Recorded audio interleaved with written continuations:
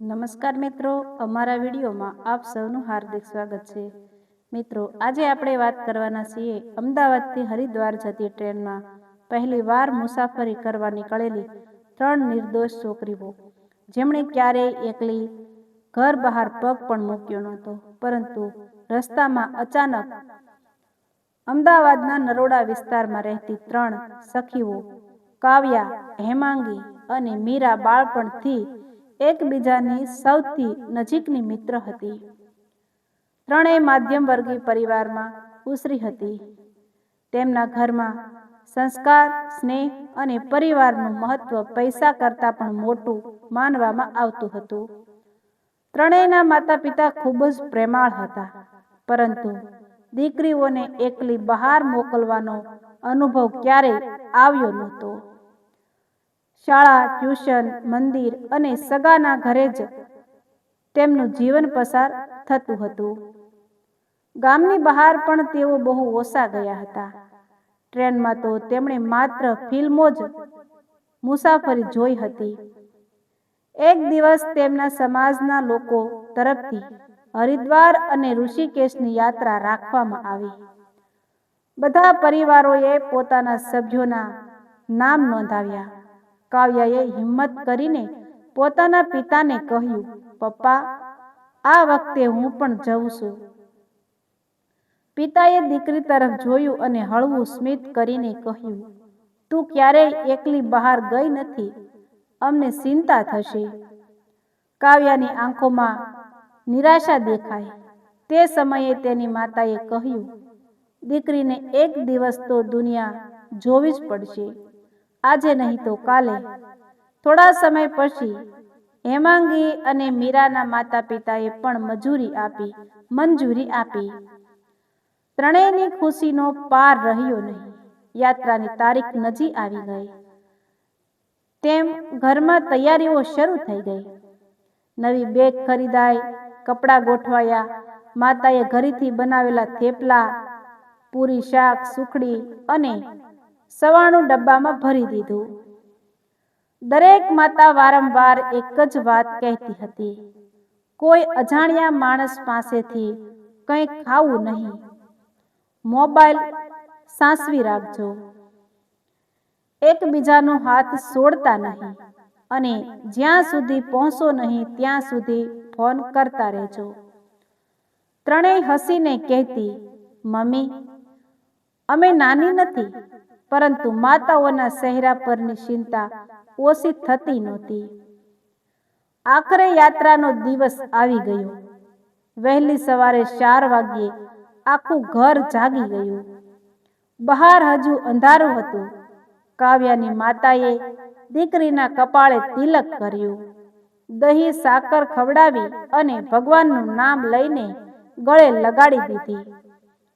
પિતાએ આશીર્વાદ આપતા કહ્યું, "દીકરી, દુનિયામાં સારા લોકો પણ છે અને ખરાબ લોકો પણ. વિશ્વાસ બધા પર કરવો નહીં, પણ માનવતા ક્યારેય છોડવી નહીં." આ શબ્દો કાવ્યાના મનમાં કોતરાઈ ગયા. થોડા સમયમાં ત્રણેય પરિવાર અમદાવાદ જંકશન પહોંચ્યા. સ્ટેશનની ભીડ જોઈને ત્રણેય આશ્ચર્યચકિત થઈ ગઈ. કોઈ દોડતું હતું, કોઈ સામાન ખેંચતું હતું, કોઈ ચા વહેંચતું હતું, તો ક્યાંક બાળકો હસતા રમતા હતા. ડાઉનસ્પીકરમાં ટ્રેનનો જાહેરાત થઈ રહ્યો હતી. કાવ્યાએ ધીમેથી કહ્યું, "અરે, આટલા બધા લોકો રોજ ટ્રેનમાં મુસાફરી કરતા હશે?" હેમાંગીએ હસીને કહ્યું, "મને તો લાગે છે કે આપણે ક્યાંક ખોવાઈ જશું." મીરાએ તરત જ બંનેનો હાથ પકડી લીધો અને કહ્યું, "આજે કોઈનો હાથ છોડવાનો નથી." ત્રણેયના માતા પિતા તેમને વારંવાર સમજાવતા રહ્યા. ટ્રેન આવવાની જાહેરાત થઈ. થોડા જ પળોમાં દૂરથી એન્જિનનો અવાજ સંભળાયો. ધીમે ધીમે મોટી ટ્રેન પ્લેટફોર્મ પર આવીને ઊભી રહી. ટ્રેનને પોતાની આંખે પહેલી વાર આટલી નજીકથી જોઈને ત્રણેય મંત્રમુગ્ધ થઈ ગઈ. કાવ્યાએ કહ્યું, "ફિલ્મમાં તો જોઈ હતી, પણ સાચે કેટલી મોટી હોય છે. ડબ્બાની બહાર લોકોની ભીડ લાગી ગઈ. કોઈ ઉતરતું હતું તો કોઈ ચડતું હતું. ત્રણેય થોડું ગભરાઈ ગઈ. તેમના સમાજના એક કાકાએ કહ્યું, ડરશો નહીં, ધીમે ધીમે અંદર આવો. આખરે તેઓ પોતાની સીટ સુધી પહોંચી ગયા. બારીવાળી સીટ જોઈને ત્રણેય બાળકોને જેમ ખુશ થઈ ગઈ. બેગ ગોઠવાઈ, પાણીની બોટલો રાખવામાં આવી અને બધાએ બેઠકો સંભાળી લીધી. બહાર પ્લેટફોર્મ પર ઉભેલા માતા પિતા હજુ પણ હાથ હલાવી રહ્યા હતા. કાવ્યાની આંખો ભીની થઈ ગઈ. માતા દૂરથી જ બોલી, દીકરી, ખુશીથી જઈને આવજે. ટ્રેનની સીટી વાગી. ધીમે ધીમે ટ્રેન આગળ વધવા લાગી. પ્લેટફોર્મ પાછળ છૂટતું ગયું. માતા પિતાના ચહેરા નાના થતા ગયા અને અંતે આંખોથી ઓझल થઈ ગયા. ત્રણેય થોડો સમય મૌન રહી. જીવનમાં પહેલી વાર તેઓ પોતાના પરિવારથી આટલા દૂર જઈ રહી હતી. આનંદ પણ હતો અને અજાણ્યો ડર પણ. કાવ્યાએ બારીમાંથી બહાર જોયું. અમદાવાદ શહેર ધીમે ધીમે પાછળ રહી ગયું હતું. સૂર્યોદયના કિરણો ખેતરો પર પડતા હતા. જાડો રસ્તાઓ અને નાના ગામો ઝડપથી પાછળ દોડતા દોડતા દેખાતા હતા. ત્રણેયને એવું લાગતું હતું કે દુનિયા કેટલી મોટી છે અને તેઓએ અત્યાર સુધી તેનો કેટલો નાનો ભાગ જ જોયો હતો. થોડા સમય પછી શા વેચનાર આવ્યો. શા, ગરમા ગરમ શા. તેનો અવાજ સાંભળીને ત્રણેય એકબીજા સામે જોઈને હસી પડી. હેમાંગીએ ધીમેથી કહ્યું, ફિલ્મમાં જેવું જ બોલે છે. સામે બેઠેલા એક વૃદ્ધ દંપતી તેમની વાતો સાંભળીને સ્મિત કરવા લાગ્યા. દાદીએ પૂછ્યું, પહેલી વાર ટ્રેનમાં બેઠા છો? ત્રણેયે શરમાતા માથું હલાવ્યું. દાદીએ પ્રેમથી કહ્યું, ડરવાની જરૂર નથી. મુસાફરી માણસને ઘણું શીખવે છે. ત્રણેયે તેમના પગે હાથ લગાવ્યો. દાદા દાદી ખૂબ ખુશ થયા. થોડા સમય પછી બધા પોતપોતાના નાસ્તા કરવા લાગ્યા. ત્રણેયે ઘેરેથી લાવેલા થેપલા કાઢ્યા. દાદીએ પૂછ્યું, દીકરીઓ, ઘરનો નાસ્તો છે? દીકરીઓ, ઘરનો નાસ્તો છે? કાવ્યાએ તરત જ ડબ્બો આગળ કર્યો. દાદી, તમે પણ લો. દાદીએ પ્રેમથી એક ટુકડો લીધો અને કહ્યું, તમારી માતા પિતાએ ખૂબ સારા સંસ્કાર આપ્યા છે. ત્રણેયના ચહેરા પર ગર્વ દેખાયો. તેમને ખબર નહોતી કે થોડી જ કલાકોમાં આ જ ટ્રેનમાં એવી ઘટના બનવાની હતી જે તેમની આખી જિંદગીનો સૌથી મોટો અનુભવ બની જશે. અને એક ક્ષણ પછી તેઓ પહેલા જેવી ક્યારેય રહી શકશે નહીં. ટ્રેન હવે અમદાવાદથી ઘણે આગળ નીકળી ચૂકી હતી. બારીની બહાર બદલાતા દ્રશ્યો ત્રણેય સખીઓ માટે કોઈ સપનાથી ઓછા નહોતા. ક્યાંક લીલાછમ ખેતરો દેખાતા હતા તો ક્યાંક નાના ગામડા. દરેક સ્ટેશન પર લોકો ચડતા ઉતરતા અને દરેક ચહેરા પાછળ એક નવી કહાની છુપાયેલી હોય એવું લાગતું હતું. કાવ્યા વારંવાર બારીમાંથી બહાર જોઈને કહેતી, દુનિયા કેટલી મોટી છે. આપણે તો અત્યાર સુધી ઘરની 4 દિવાલોમાં જ જીવતા હતા. દાદીએ હસીને કહ્યું, દીકરી, દુનિયા મોટી છે પણ સૌથી મોટું માણસનું દિલ હોય છે. આ શબ્દો સાંભળીને ત્રણેય સ્મિત કરવા લાગી. થોડા સમય પછી એક નાનું બાળક આખા ડબ્બામાં દોડતું દોડતું તેમની પાસે આવ્યું. તેની ઉંમર 5-6 વર્ષથી વધારે નહોતી. તે ખૂબ જ હસતું હતું. મીરાએ તેના હાથમાં ચોકલેટ આપી. બાળક ખુશ થઈ ગયું. થોડા સમય પછી તે ફરી રમતા રમતા આગળ ચાલી ગયું. કોઈએ ખાસ ધ્યાન આપ્યું નહીં. લગભગ 10 મિનિટ પછી અચાનક આખા ડબ્બામાં એક સ્ત્રીના રડવાનો અવાજ સંભળાયા. મારો દીકરો, કોઈએ મારો દીકરો જોયો છે? આખો ડબ્બો ચોંકી ગયો.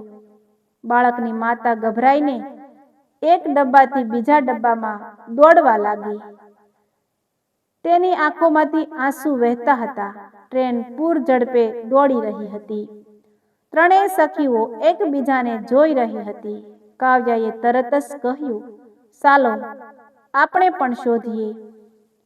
હેમાંગી અને મીરા પણ તેની સાથે દોડી ગઈ. આખા ડબ્બામાં મુસાફરો ઊભા થઈ ગયા. કોઈ સીટની નીચે જોતું હતું તો કોઈ ટોયલેટ તરફ દોડતું હતું. બાળક ક્યાંય દેખાતું નહોતું. માતા તો લગભગ બેભાન થવાની હાલતમાં આવી ગઈ. કાવ્યા આગળના ડબ્બામાં ગઈ. ત્યાં દરવાજા પાસે એક નાનું બાળક ડરીને ઊભું હતું. ટ્રેનના દરવાજા પાસે ઊભું જોઈને કાવ્યાનું હૃદય ધબકવા લાગ્યું. બાળક રડી રહ્યું હતું. કાવ્યાએ ધીમેથી તેનો હાથ પકડી લીધો અને કહ્યું, બેટા, ડરતો નહીં, તારી મમ્મી તને શોધી રહી છે. બાળક જોરથી રડવા લાગ્યું અને કાવ્યાને વળગી પડ્યું. થોડા જ પળોમાં તે બાળક તેની માતા પાસે પહોંચાડી દેવામાં આવ્યું. માતાએ પોતાના દીકરાને સાથી સરસો સાંપી લીધો. આખા ડબ્બામાં બેઠેલા લોકો તાળીઓ પાડવા લાગ્યા. બાળકની માતા ત્રણેય સખીઓના પગે પડી ગઈ અને રડતા રડતા બોલી, આજે તમે મારા દીકરાને નહીં, મારું આખું જીવન પાછું આપ્યું છે. ત્રણેયની આંખો પણ ભીની થઈ ગઈ. દાદાએ ધીમેથી કહ્યું, જુઓ દીકરીઓ, ભગવાન માણસના રૂપમાં જ મદદ મોકલે છે. આ વાત સાંભળીને ત્રણેયના મનમાં એક અલગ જ શાંતિ ઉતરી ગઈ. થોડો સમય પસાર થયો. બધા ફરી પોતાની સીટ પર આવીને બેઠા. ટ્રેન આગળ વધી રહી હતી. બપોર થઈ ગઈ હતી. ત્રણેયે ફરી પોતાનો નાસ્તો કર્યો. હસતા વાતો કરતા ફોટા પાડ્યા અને હરિદ્વાર પહોંચ્યા પછી શું શું જોવાનું તેની ચર્ચા કરવા લાગી. સાંજ પડવા લાગી. ટ્રેન એક મોટા સ્ટેશન પર થોડા સમય માટે ઊભી રહી. કાવ્યા અને હેમાંગી પાણી લેવા નીચે ઉતર્યા. મીરા બેગ પાસે બેઠી રહી. ભીડ ખૂબ હતી. પાણી લઈને બંને ઝડપથી પાછા આવી ગયા. ટ્રેન ફરી ચાલી પડી. થોડા સમય પછી મીરાએ ઉપરની બર્થ તરફ જોયું અને અચાનક તેના ચહેરાનો રંગ ઉડી ગયો. તેણે ગભરાઈને કહ્યું, કાવ્યા, આપણો મોટો બેગ ક્યાં ગયો? ત્રણેય એક સાથે ઉપર જોયું. જ્યાં બેગ રાખેલો હતો ત્યાં ખાલી જગ્યા હતી. પહેલા તો તેમને લાગ્યું કે કદાચ બીજી જગ્યાએ મૂક્યો હશે.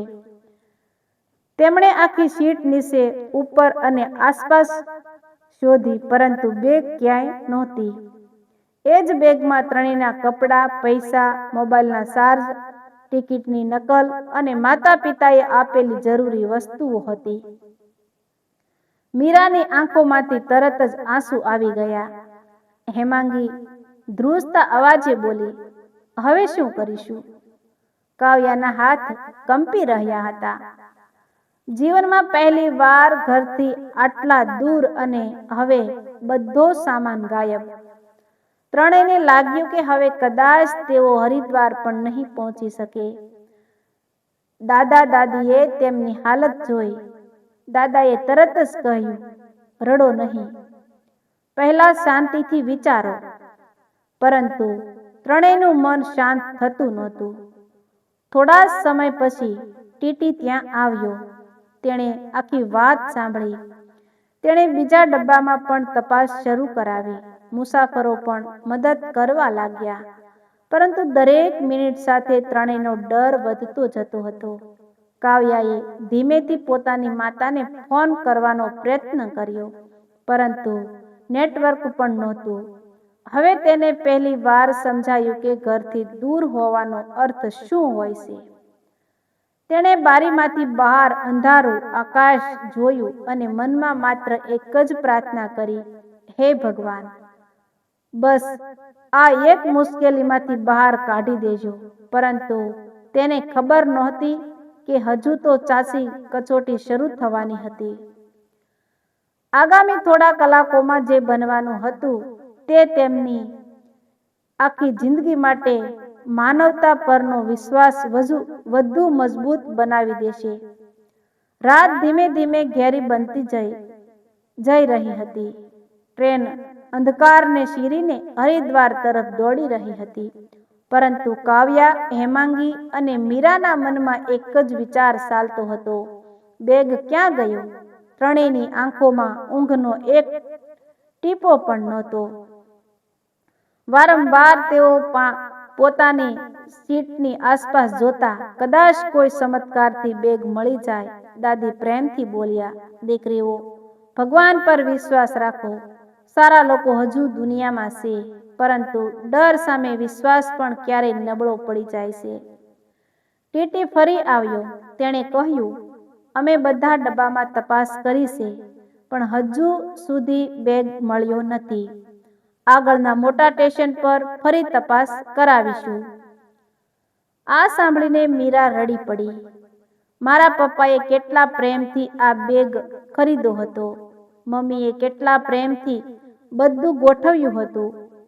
હું ઘરે શું જવાબ આપીશ? હેમાંગી પણ આંખ લૂછી રહી હતી. કાવ્યા હિંમત બતાવવાનો પ્રયત્ન કરતી હતી, પરંતુ અંદરથી તે પણ તૂટી ગઈ હતી. થોડા સમય પછી સામે બેઠેલા દાદાએ શાંતિથી પૂછ્યું, તમારા બેગનો રંગ કયો હતો? કાવ્યાએ કહ્યું, ઘેરો વાદળી રંગ. આગળ નાનકડું લાલ રિબિન બાંધેલું હતું. દાદા એકદમ ચોંકી ગયા. તેઓ તરત જ ઊભા થયા અને પોતાની ઉપરની બર્થ પરથી એક મોટો બેગ નીચે ઉતાર્યો. બેગ જોઈને ત્રણેય આશ્ચર્યમાં પડી ગઈ. એ તો તેમનો જ બેગ હતો. મીરા ખુશીના આંસુ સાથે બોલી, અરે, આ તો આપણો જ બેગ છે. દાદા હસીને બોલ્યા. સ્ટેશન પર ખૂબ ભીડ હતી. એક માણસ તમારા બેગ પાસે શંકાસ્પદ રીતે ઊભો હતો. મને લાગ્યું કે કદાચ કોઈ બેગ લઈ જશે, એટલે મેં કોઈને કહ્યા વગર બેગ મારી બર્થ પર મૂકી દીધો. તમે પાણી લેવા ગયા હતા અને પછી બાળકની ઘટનામાં બધા વ્યસ્ત થઈ ગયા. પછી મને પણ વાત કરવાનું રહી ગયું. જ્યારે તમે બેગ શોધવા લાગ્યા ત્યારે હું વોશરૂમમાં ગયો હતો. પાછો આવ્યો ત્યાં સુધી આખી ટ્રેનમાં હોબાળો થઈ ગયો હતો. ત્રણેય સખીઓ એક પળ માટે કંઈ બોલી શકી નહીં. તેમની આંખોમાંથી સતત આંસુ વહેવા લાગ્યા. કાવ્યાએ દાદાના હાથ પકડી લીધા અને કહ્યું, દાદા, આજે તમે અમારો સામાન નહીં, અમારા માતા પિતાનો વિશ્વાસ બસાવ્યો છે. દાદીના ચહેરા પર પણ આંસુ આવી ગયા. આખા ડબ્બામાં બેઠેલા મુસાફરોના ચહેરા પર સ્મિત છવાઈ ગયું. ટીટી પણ હસીને બોલ્યો, આજે તો આખી ટ્રેન એક પરિવાર બની ગઈ. થોડા સમય પછી ત્રણેયે બેગ ખોલીને જોયો. અંદર બધું જ સલામત હતું. પૈસા, કપડાં, પ્રસાદ માટે લાવેલી થેલી, માતાના હાથની સુખડી, બધું જ જેમનું તેમ હતું. મીરાએ તરત જ પોતાની માતાને ફોન કર્યો. ફોન જોડાતા જ તેની માતાએ ગભરાયેલા અવાજમાં પૂછ્યું, દીકરી, બધું બરાબર છે ને? મીરા રડતા રડતા બોલી, મમ્મી, ભગવાને આજે અમને ખૂબ સારા લોકો મળ્યા. અમારો બેગ મળી ગયો. ફોનની બીજી તરફ પણ માતાની આંખો ભીની થઈ ગઈ. કાવ્યાએ પોતાના પિતાને ફોન કર્યો.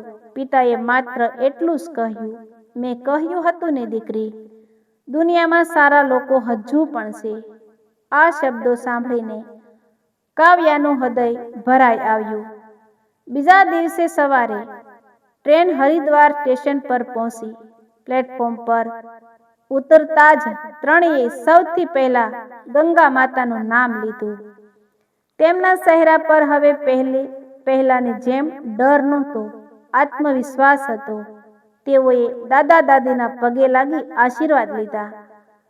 દાદીએ માથા પર હાથ ફેરવીને કહ્યું, દીકરીઓ, જીવનમાં જ્યાં પણ હશો ત્યાં સારા સંસ્કાર સાથે જજો. પૈસા ખોવાઈ જાય તો પાછા મળી શકે, પરંતુ માણસાઈ ખોવાઈ જાય તો ક્યારેય પાછી મળતી નથી. આ શબ્દો ત્રણેયના જીવનનો સૌથી મોટો પાઠ બની ગયા. હર કી પોડી પર ગંગા આરતી દરમિયાન ત્રણેય આંખો બંધ કરીને એક જ પ્રાર્થના કરી, હે ભગવાન, અમારા માતા પિતાએ અમને જે સંસ્કાર આપ્યા છે તે આખી જિંદગી જાળવી રાખવાની શક્તિ આપજો. યાત્રા પૂરી કરીને જ્યારે તેઓ અમદાવાદ પાછા આવ્યા ત્યારે સ્ટેશન પર તેમના માતા પિતા રાહ જોઈ રહ્યા હતા. ત્રણેય દોડીને પોતાના માતા પિતાને વળગી પડી. કોઈના મોઢેથી શબ્દ નીકળતા નહોતા, માત્ર આંખોના આંસુ બધું કહી રહ્યા હતા. કાવ્યાના પિતાએ દાદા દાદીને હાથ જોડીને કહ્યું, આજે તમે અમારી દીકરીઓનું નહીં, અમારા વિશ્વાસનું રક્ષણ કર્યું છે. દાદા હળવેથી હસ્યા અને બોલ્યા, દીકરીઓ તો આખા સમાજની હોય છે. તે દિવસ પછી ત્રણેય સખીઓ ઘણી વખત મુસાફરીએ ગઈ, પરંતુ પહેલી ટ્રેન યાત્રાનો અનુભવ તેઓ ક્યારેય ભૂલી શકી નહીં. જ્યારે પણ કોઈ પહેલી વાર મુસાફરી કરવા જતું ત્યારે તેઓ એક જ વાત જરૂર કહેતી, ડરશો નહીં. દુનિયામાં મુશ્કેલીઓ છે, પણ માણસાઈ આજે પણ જીવંત છે, અને માતા પિતાના સંસ્કાર તમારી સૌથી મોટી સંપત્તિ છે. આ ઘટનાએ તેમને માત્ર હરિદ્વારના દર્શન જ નથી કરાવ્યા, પરંતુ જીવનનો સૌથી મોટો દર્શન પણ કરાવ્યો. વિશ્વાસ, સંસ્કાર અને માણસાઈનો.